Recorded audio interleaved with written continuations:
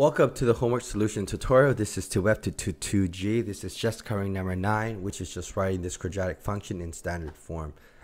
Okay, we have it looking like intercept form here. And remember, standard form will look like ax squared plus bx plus c. So what we have to do is we have to distribute. Okay, I'm going to do it one by one. So 3 times x is 3x. And then 3 times 1 is 3. Okay. Then I have 3 times x is... No, you know what? I like it like that. Okay. That's it. I stop it here. And I'm just going to write x plus 3 right here. Okay. So do you see how I'm not going to make it complicated? Right? So I did the first one. So it becomes this binomial. And I have this binomial.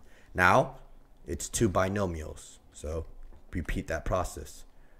Distribute here. This gets you 3x squared.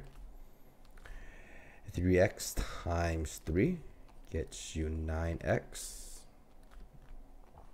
1 times x is 1x, and then you have 1 times 3, which is just 3. Combine like terms. These two make 10x. This is 3x squared plus 10x plus 3. You see how it works out? There you go. Put a box around your answer.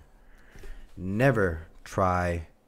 So here, do you see how if you did your box method, it's going to be very difficult? Right? This is the reason why I show you using the arrow method. Because if you distribute this, then you see this pop out, then you can just do your arrows again. All right? So be very careful. All right, there you go. That is number 9.